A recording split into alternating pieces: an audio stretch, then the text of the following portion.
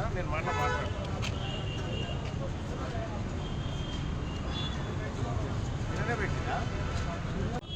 ఈ అబ్బాయి దగ్గరికి ఎందుకు రాలే మీరంతా? అల్లు అర్జున్ చుట్టూ ఎందుకు తిరిగి మీరంతా? అల్లు అర్జున్ యాడున్నాడు, యాడ అరెస్ట్ అయ్యిండు, యాడున్నాడు, ఏం కథ, చిక్కడపల్లి అనేది ఎందుకు పోయారు? మీరు మీడియాలో అల్లు అర్జున్కున్న వాల్యూ ఈ అబ్బాయికి మీడియా కూడా ఇవ్వలే. అందుకోసమే మీడియా కూడా ఏది న్యాయం ఏది అధర్మం అనేది ఆలోచన చేయాలి. అల్లు అర్జున్కు ఉన్నటువంటి ఆయన ఏం కాలేన అట్లా తీసుకొని పోతే పాయ అని 50 చెట్ల సందులకి నొగాయన, బిల్డింగ్ మీదకి నొగాయన, సూది గుచ్చిరని నొగాయన, ఇక వేసుకపోతారని నొగాయన. ప్రజల ప్రాణాలు చాలా ఇంపార్టెంట్. అల్లు అర్జున్ అయినా ఎవరైనా కూడా మంచి అభిలాష్ చికిత్స పొందుతున్నటువంటి శ్రీతేజ్ అనేటువంటి అబ్బాయి ఎవరైతే ఉన్నారో,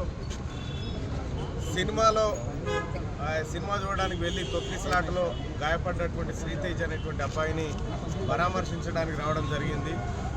అయితే లోపలికి వెళ్ళిన తర్వాత అబ్బాయి పరిస్థితి చూస్తే డాక్టర్లను నేను చాలాసేపు ప్రశ్నించడం జరిగింది.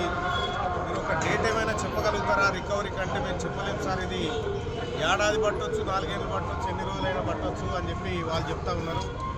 అబ్బాయి కంప్లీట్గా అంటే కాన్షియస్లో లేడు, కేవలం మనిషి మాత్రమే కదులుతూ ఉన్నాడు తప్ప మిగతా అతని బ్రెయిన్కి మేజర్గా డ్యామేజ్ అయినట్టుగా డాక్టర్లు చెప్తా ఉన్నారు.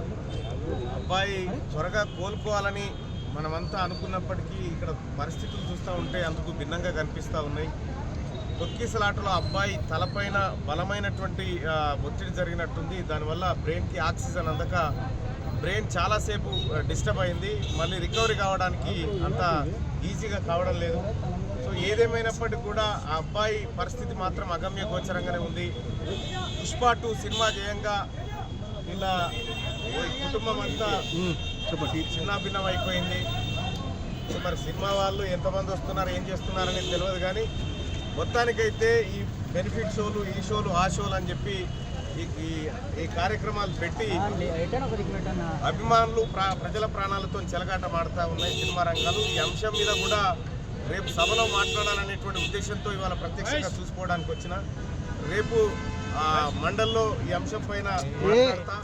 ఈ సినిమాలు, బెనిఫిట్ షోలు, తద్వారా ఏది ప్రజల ప్రాణాలంటే లెక్క లేకుండా వ్యవహరిస్తున్నటువంటి సినీ పరిశ్రమ, వీటన్నిటి గురించి రేపు మాట్లాడడం కోసం ఇవాళ అబ్బాయిని చూడడం జరిగింది. అలాగే వాళ్ళ తండ్రి గారిని, ఆ పాపను కూడా పరామర్శించడం జరిగింది.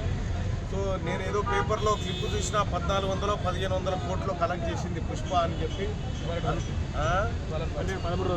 అందులో ఒక 10% అన్న ఈ అబ్బాయి కుటుంబానికి ఇవ్వాలి వాళ్ళు వచ్చిన లాభాలలో అని చెప్పి చెప్తాను. దాంతో వాళ్ళ కుటుంబాన్ని బాగు చేయలేం, కానీ ఇంకోసారి ఇటువంటివి చేయకుండా ఉంటారు. మొత్తం తెలంగాణ రాష్ట్రంలో సినిమా యాజమాన్య సినిమాలు ఎవరైతే తీస్తూ ఉన్నారో వాళ్ళందరూ కూడా ఈ బెనిఫిట్ షో, ఈ జరిగిన ఘటన తర్వాత కూడా మేల్కోకుండా అదో అల్లు అర్జున్కి ఏదో అయిపోయింది అన్నట్టుగా పరామర్శకు రావాల్సిన అబ్బాయి తానికైతే అల్లు అర్జున్ దగ్గరికి పోయింది. ఈ సినిమా వాళ్ళకు కూడా ఒక మాట ఏంటంటే, అల్లు అర్జున్కి ఏం కాలేదు, ఆయననేం ఎలుకలు కొరకలే, ఆయననేం ఎవడు గిచ్చలే, ఇలా పరామర్శకు రావాల్సినటువంటి చోటికి రాకుండా అల్లు అర్జున్కి ఏదో అయిపోయిందని చెప్పి మీరు ఆయన మెప్పు కోసమో దేనికోసమో పోతూ ఉన్నారు.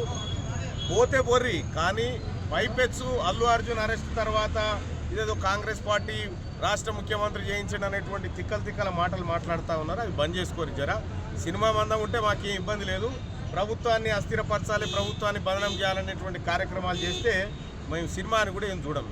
మేము